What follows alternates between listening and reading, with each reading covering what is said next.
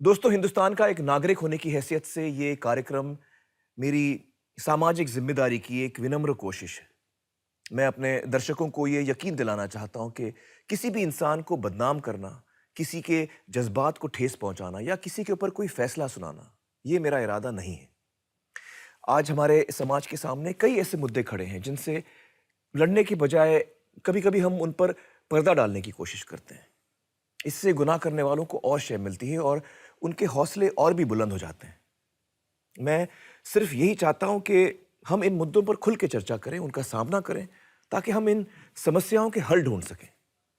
इस बात के मद्देनजर मैं अपने दर्शकों को ये बताना चाहता हूं कि इस प्रोग्राम के कुछ हिस्से कभी-कभी बहुत ही संवेदनशील हो सकते हैं और इसलिए आप खुद अपने विवेक और समझ का इस्तेमाल कीजिए और सोच समझकर अपने निर्णय लीजिए।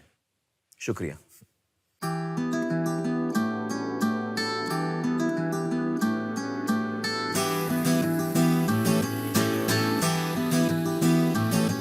तेरा रंग ऐसा चढ़ गया कोई और रंग ना चढ़ सके। तेरा नाम सीने पे लिखा हर कोई आगे बढ़ सके। है जुनून है तेरे इश्क का ये जुनून है। रग रग में इश्क तेरा दौड़ता ये बावला सा खून है। तूने ही सिखाया सच्चाइयों का मतलब। तेरे पास आके जाना मैंने जिंदगी का मकसद। सत्यमेव सत्यमेव सत्यमेव जयते। सच्चा है प्यार तेरा सत्यमेव जयते। सत्यमेव सत्यमेव सत्यमेव जयते। सच्चा है प्यार तेरा सत्यमेव जयते। नमस्कार, आदाब, खुशामदीद, सत्यमेव जयते। दोस्तों, हमारे इस नए सीजन में आप सबका बहुत बहुत स्वागत है। इस सीजन में हमने एक बहुत ही खास और नई चीज हमारे शो के साथ जोड़ी है।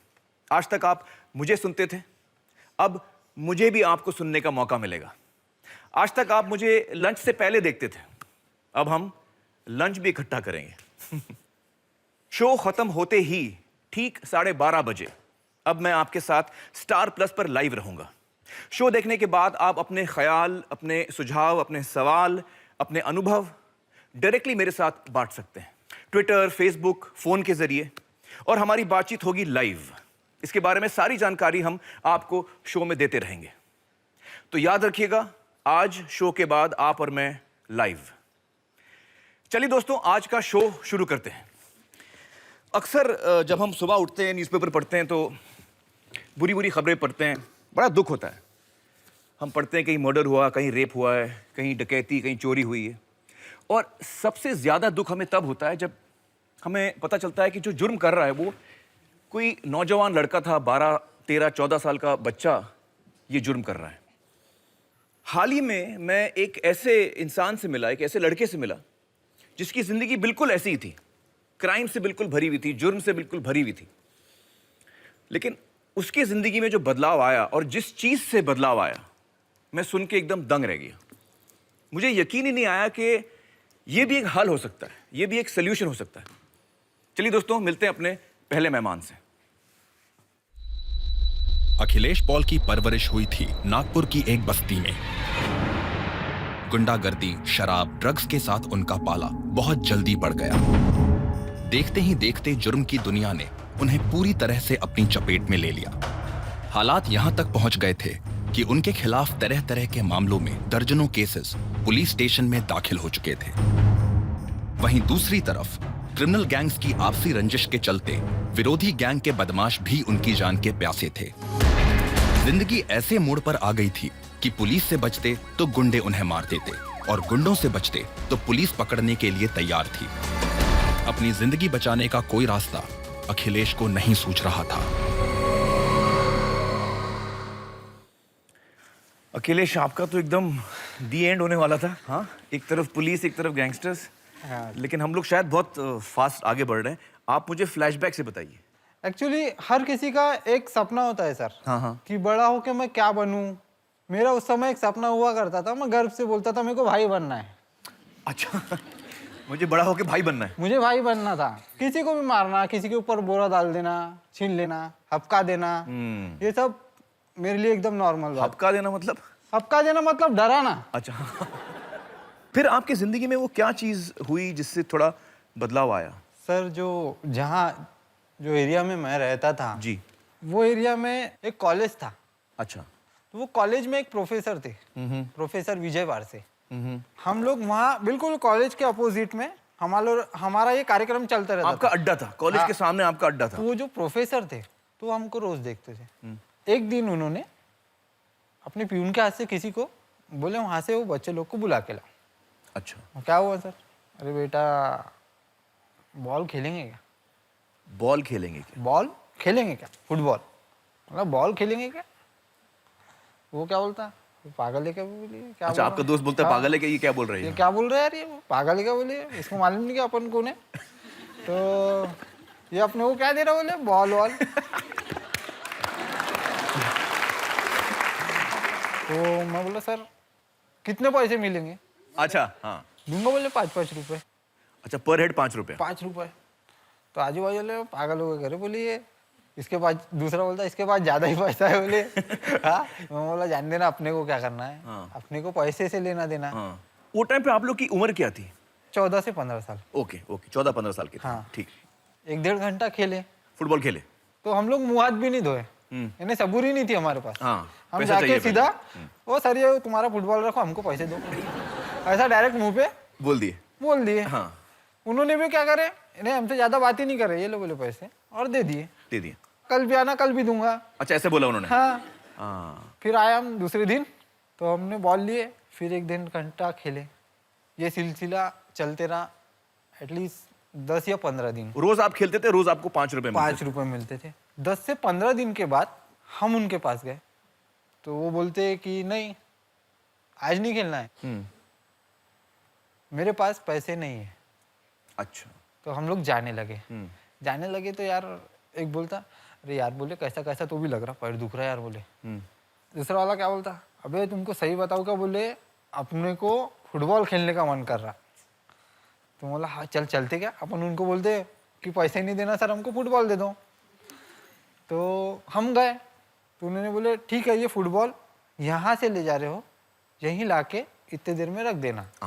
तो हम लोग वो फुटबॉल लेके खेलने लगे। 2-3 दिन ये भी सिलसिला चलते रहा। डेली खेलते थे? अभी पैसे नहीं मिलते थे? अब पैसे नहीं मिलते थे। 2-3 दिन के बाद क्या हुआ, जब हम वापस फुटबॉल लेने गए, हाँ। तो उन्होंने वो फुटबॉल देना भी मना कर दिया। अच्छा। तो जैसे सर हमको जो चीज की आदत लगी थी, जैसे जुआ खेलना, दारू पीना, गांजा पीना, सिगरेट पीना, लोगों को हपकाना, यानी डराना धुनाना, ये सब का हमको नशा था। हाँ। तो अब हमको नशा का आया फुटबॉल का। नशा आया कब ये हमको भी नहीं पता चला।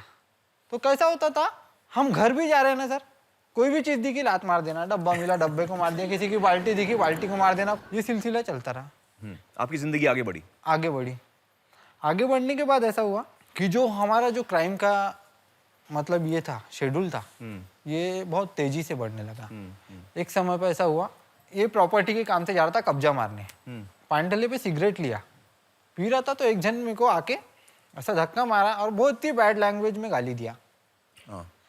फिर दूसरा आया, उसने भी मेरे को धक्का दिया। तीसरा आया, मेरे को झापड़ मार दिया। तो उधर से उसके जो साथीदार थे वो मेरे पीछे भागने लगे। अब उन लोग इतने सारे थे और उनके पास, सभी के पास चाकू, किसी के पास रॉड थी, यानी पूरी तैयारी से थे वो मेरा काम करने के। तो मैं भागते गया। एक बस दिखी मेरे को, कुछ नहीं समझा, बस में जाके बैठ गया। अब मैं सर फंसा ऐसे सिचुएशन में था कि मैं कुछ भी और कहीं पर भी नहीं जा सकता। मतलब मैं अगर वो व्यक्ति लोग के पास जाऊँ जो मेरे पीछे दौड़ रहे हैं, वो गुंडे बदमाश के पास जाऊँ तो वो मेरे को जान से मार डालेंगे। पुलिस वालों के पास जाऊंगा, वो भी आपके पीछे, और मेरे ऊपर ऑलरेडी ही इतनी केसेस थी कि पुलिस वाले मतलब मेरे को सिर्फ ढूंढ नहीं रहे थे। तो मैं इस तरीके से फंस गया था।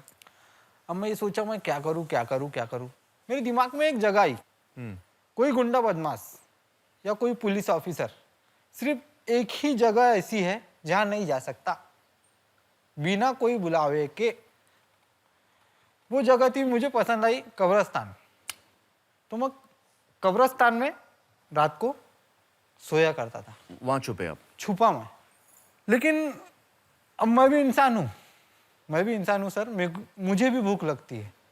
तो हमारे इधर मंदिर है, मंदिर के बाजू में बहुत सारे भिखारी है, वो रास्ते पे ही सोते होते।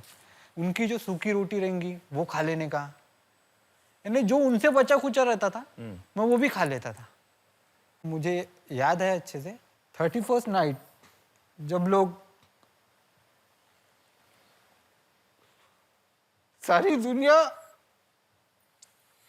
अगर न्यू ईयर बनाती है तो उस समय मैं गरीबों के साथ गरीबों की रोटी तोड़ के खाया। मैंने इतने बुरे काम किया लेकिन समय पे मेरे लिए वो गरीबी काम में, कोई बड़ा इंसान काम में नहीं आया, कोई भाव काम में नहीं आया। आज भी जब भी न्यू ईयर होता है, सारी दुनिया मनाती होंगी न्यू ईयर अपने घर में, अच्छे नए कपड़े पहन के, अच्छे सब कुछ करके, लेकिन मैं वो गरीबों के बाजू में बैठ के उनके साथ खाता हूँ, उनके साथ एंजॉय करता हूँ।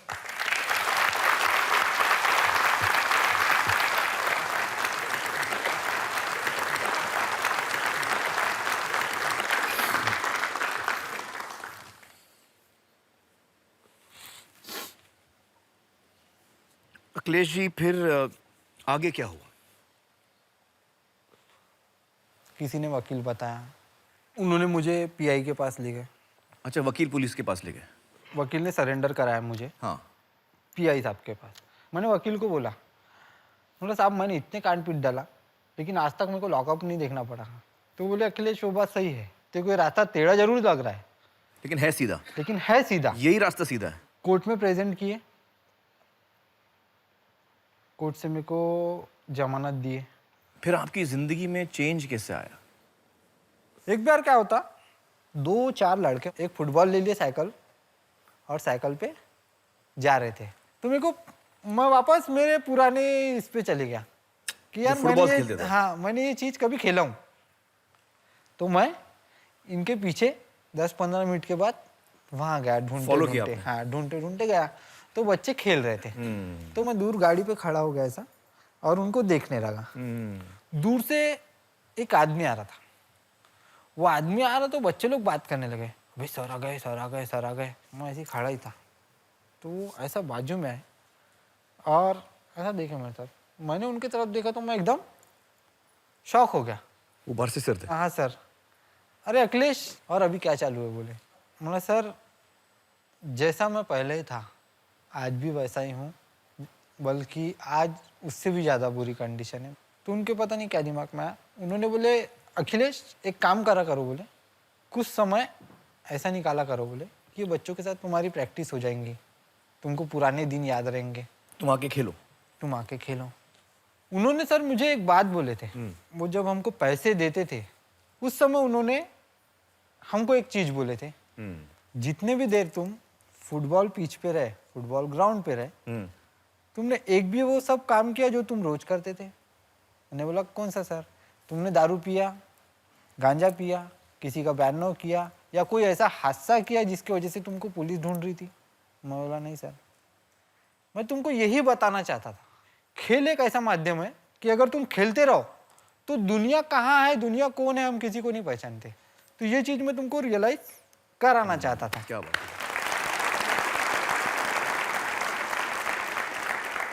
तो अब उन्होंने मुझे ये ऑफर दे दिया कि बेटा तुम आते जाओ तुम्हारे खाली समय पे, तुम खेलो यहाँ पे। मैं आके खेलने लगा। डिस्ट्रिक्ट लेवल के लोग मैचेस कराते थे, टूर्नामेंट्स करते थे ऐसा डिस्ट्रिक्ट का। तो ऐसा एक टूर्नामेंट उन्होंने ऑर्गेनाइज किया।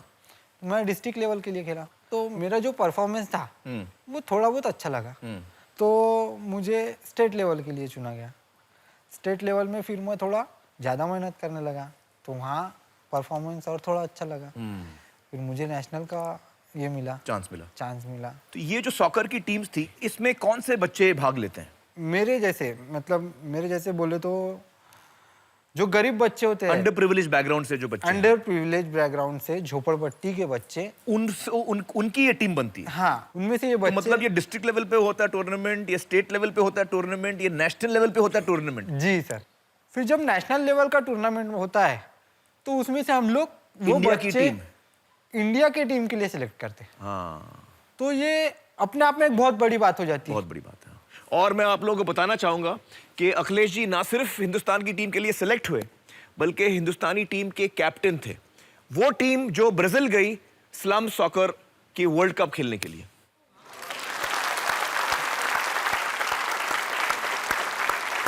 अखिलेश जी मुझे बताइए, इस वक्त आप क्या करते हैं? इस वक्त मैं एक रेड लाइट एरिया है, उनके बच्चों को मैं स्पोर्ट्स सिखाता हूँ। क्या बात है। वो जमाने में मेरे को ये बोलते थे, जैसा मैं कहीं गया, भाऊ आओ ना भाऊ बैठो ना। वो जमाने में मेरी ये इज्जत थी, भाऊ बोला जाता था। लेकिन आज मैं पढ़ा लिखा नहीं हूँ, लेकिन मुझे लोग सर बोलते हैं। मेरे को गर्व है ये बात का।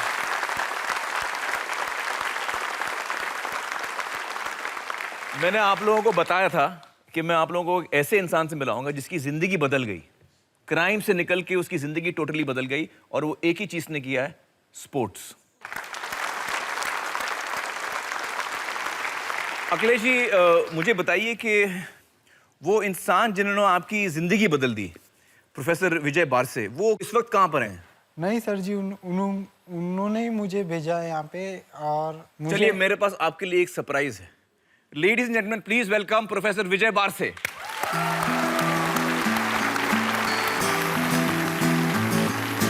सच्चा है प्यार तेरा, सत्यमेव जयते, सत्यमेव सत्यमेव सत्यमेव जयते, सत्यमेव सत्यमेव सत्यमेव जयते। Thank you sir.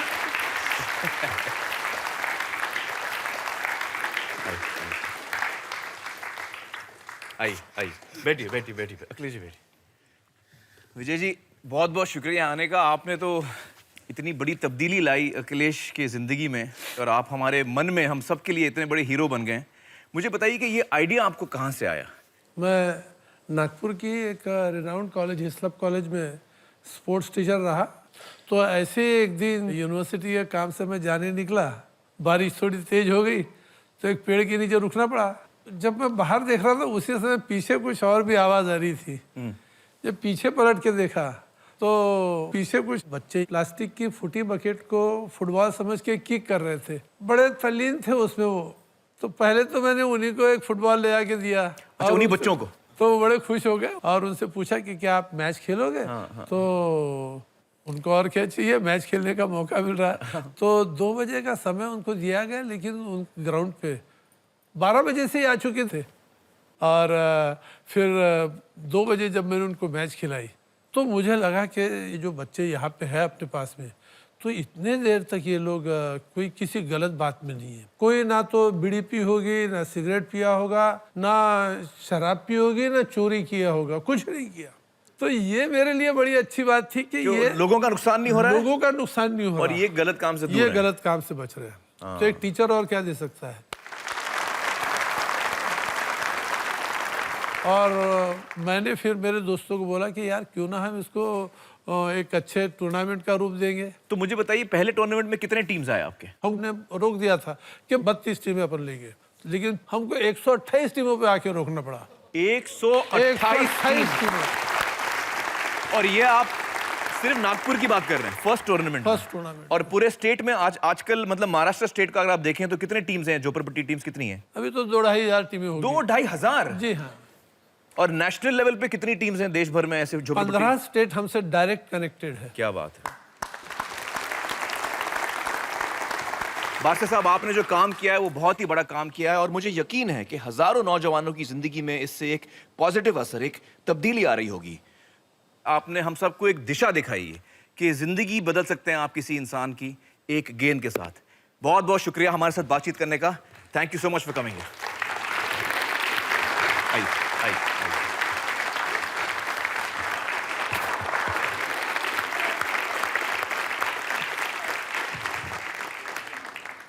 दोस्तों, क्या ये कमाल का सलूशन नहीं था? चलिए अब हम एक दूसरे रास्ते पे चलते हैं। मान लीजिए उत्तर भारत के एक छोटे से गांव में 4 लड़कियां किसी घर में पैदा होती हैं, तो उस पिता की सबसे बड़ी चिंता क्या होगी? Any guesses? सबसे बड़ी चिंता दहेज होगी, हाँ? और शादी कैसे करेंगे इन बच्चों की, ये आप सब मानते हैं? दोस्तों, मुझे बड़ी खुशी है कि आप लोग सब बहुत गलत हैं। पिता की चिंता ये नहीं थी कि बेटियों की शादी कब होगी, बल्कि पिता का एक सपना था कि लड़कियां वर्ल्ड चैंपियंस बनेंगी, भारत के लिए गोल्ड मेडल लेकर आएंगी, और वो भी किस खेल में? कुश्ती, wrestling, Dangal. Ladies and gentlemen, please welcome Commonwealth gold medalists Geeta Kumari and Babita Kumari.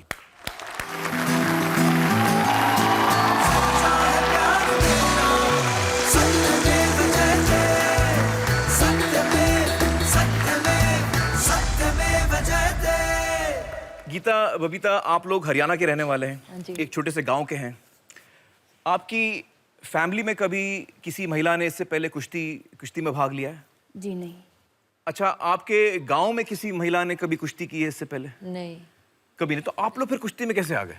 क्योंकि मेरे दादा थे, वो भी पहलवान थे, और मेरे पापा भी पहलवान रहे हैं, तो उनकी वजह से हम रेसलिंग में आए हैं। जब 2000 ओलंपिक में कर्ण मल्लेश्वरी ने ओलंपिक में मेडल जब लिया, तो पापा ने ये सोचा कि मेरे घर मेरी भी तो 4 बेटियां हैं, जब ये ओलंपिक में मेडल लेके आ सकती है, तो क्यों नहीं मेरी बेटियां भी ओलंपिक में लेके आ सकती हैं। तो क्या शुरुआत में क्या बोला पापा ने, रेसलिंग करना कर से ऐसे? नहीं, जब स्टार्टिंग हमने की तो पापा हमें दौड़ मरवाने के लिए खेतों में लेके जाते थे, दौड़ाते थे। लेकिन जब धीरे धीरे टाइम निकलता गया तो ट्रेनिंग टफ होती गई पापा। और टफ मतलब क्या होता है? पापा जो ट्रेनिंग करवाते थे वो लड़कों के साथ, हम उनके साथ प्रैक्टिस करते थे, और अगर वो उनसे हम किसी दौड़ में पीछे रह जाते हैं या जोर करते टाइम हम उनसे कमजोर पड़ जाते हैं, तो पापा मारते भी थे।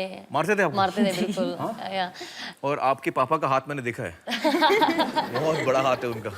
और गुस्सा भी वो काफी करते थे। अच्छा। और जो मुझे लगता है, और कई बार ऐसा सोचते भी थे कि अगर हम किसी दूसरे अखाड़े में या कहीं और स्टेडियम में हम होते, अगर ऐसा कोच मिल जाता पापा जैसा, तो हम कभी भी नहीं जाते वहाँ पे, वापस घर ही आ जाते। अच्छा, आप छोड़ के घर आ जाते हैं?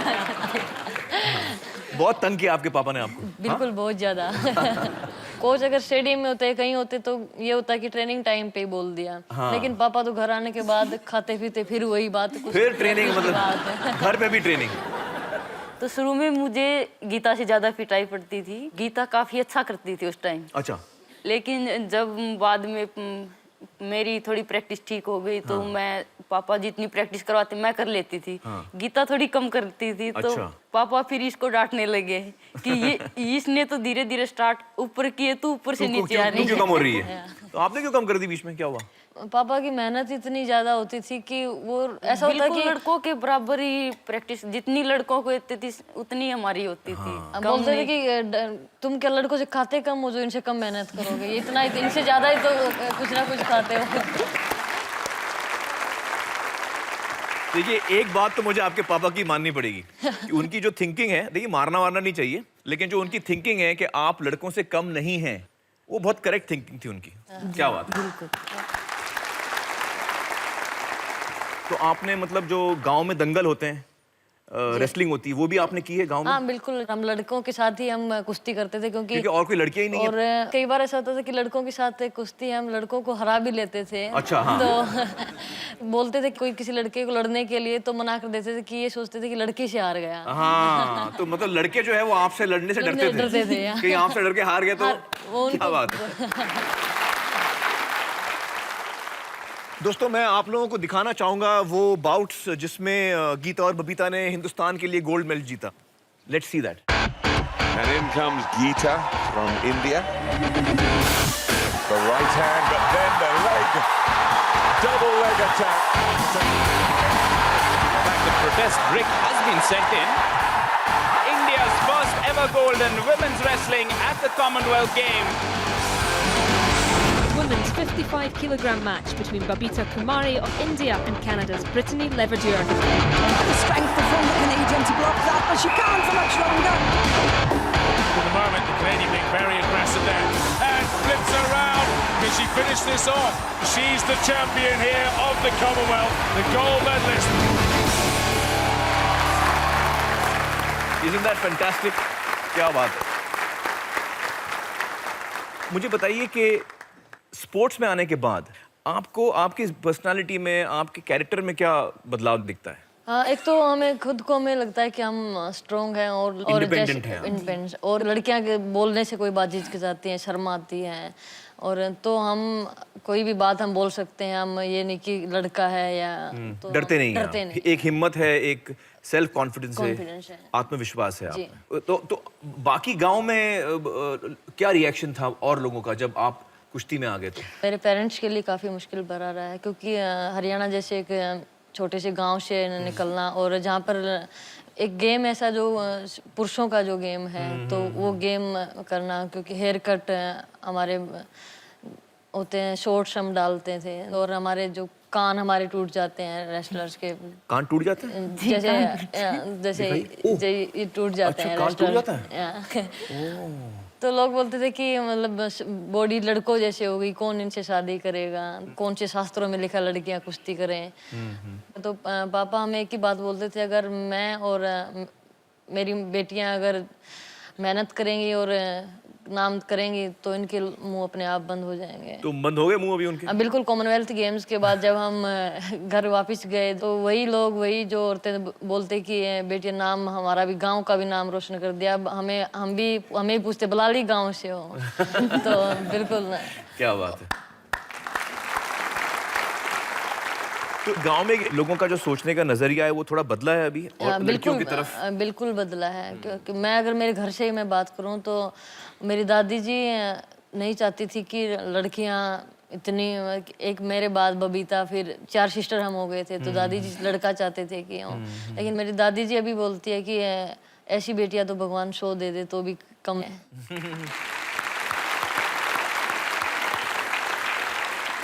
तो दोस्तों अब हम त्रिजिलिंग के जरिए उस इंसान से मिलेंगे जिनकी वजह से गीता और बबीता चैंपियंस बनी, इनके पिता श्री महावीर फोगट से। महावीर जी नमस्कार। धन्यवाद जी। जब आपने अपनी बच्चों की ट्रेनिंग शुरू की तो आसपास के लोगों का, गांव के लोगों का क्या रिएक्शन था? देखो उस टाइम लोगों ने बहुत ज़्यादा मेरा विरोध किया, लोगों ने मारे ताने, लड़कियों ने कुश्ती करो, लड़वा रहा है, इनके शादी कौन करेगा लड़कियों से, लड़कियों का गेम ही नहीं होता है वो, इसको शर्म नहीं आती है, बेशर्म आदमी है। फिर मेरा एक जवाब था, जब लड़की प्रधानमंत्री बन सकती है तो लड़की पहलवान क्यों नहीं बन सकती? जब लड़की प्रधानमंत्री बन सकती है तो पहलवान क्यों नहीं बन सकती? बहुत खूब। तो अब तो आपकी बेटियां वर्ल्ड चैंपियंस हैं, आप खुद एक पहलवान हैं, तो आपकी जब कुश्ती होती है इनके साथ तो कौन जीतता है? क्या आप इनको पछाड़ देते हैं या ये आपको पछाड़ती हैं? देखो अब तो वो तगड़ी है मेरे से, पहले तो छोटी से तो मैं हरा लेता, लेकिन अब तो मेरे से वो तगड़ी हरा लेती हैं। चलिए, शिष्य जब गुरु से आगे निकलता है तो गुरु के लिए सबसे खुशी की बात होती है। महावीर जी बहुत बहुत शुक्रिया हमसे बातचीत करने का, thank you so much. Thank you. धन्यवाद जी। गीता, बबीता 2016 में ओलंपिक गेम्स आने वाले हैं और हमारी शुभकामनाएं हैं कि भारत के लिए आप दोनों गोल्ड मेडल लेकर आएं। बहुत बहुत शुक्रिया हमसे बातचीत करने का, थैंक यू सो मच। सत्यमेव जयते।